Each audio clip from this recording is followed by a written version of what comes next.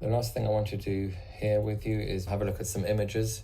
So let's try again to create a figure, see if it's a bit easier this time. plt.figure, we'll add an axis to the figure. At this moment, we're still going to keep it just a 1 by 1, and we're going to plot in position 1. We're not going to want any X ticks or Y ticks.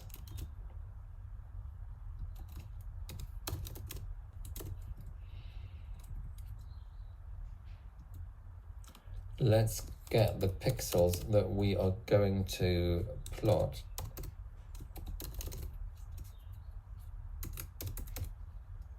We'll take it from row number 0, which was a 1, if you remember. 1 to 786, which is the 728 by 28. We need to reshape them into a 28 by 28 matrix so that we can plot them. Let's just have a look at those pixels that we picked out. You can see it's a massive 28 by 28 array. Finally, on the axis, we can use something called image IMShow, show the image, which has been defined by the pixels in grayscale CMap equals GRAY.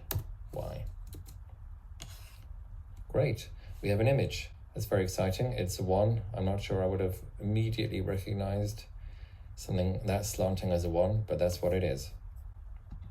Let's adjust this code slightly to plot a few images. So I'm going to make it I'm going to make the figure size a bit bigger. And let's choose some images that we're going to plot. So the first thing we'll do, np.randomSeed.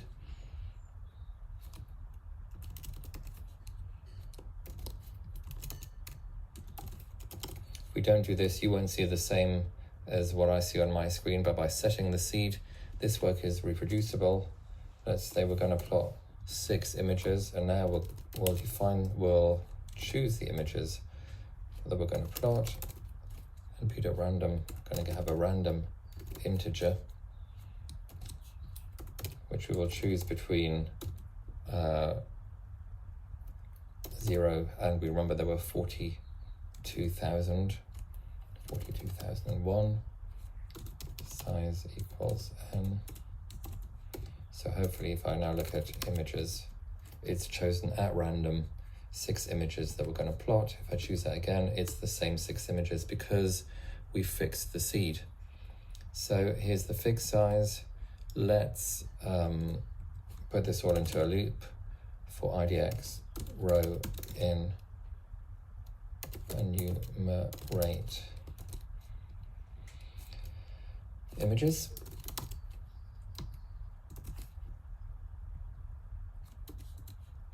We now want the subplot to be 2 by 3, so we can plot all 6 images, and we're going to plot each time in position IDX plus 1.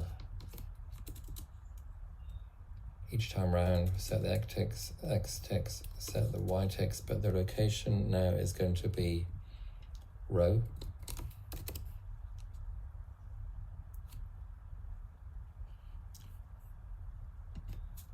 So the image, and how about we plot at the top of each image what the number actually is, just in case we can't recognize it ourselves. df train.ilog row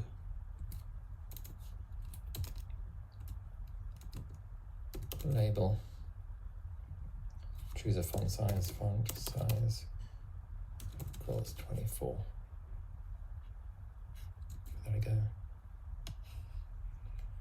The space between each of those is a bit on the big size. We could reduce the space, but whatever. Let's have a look.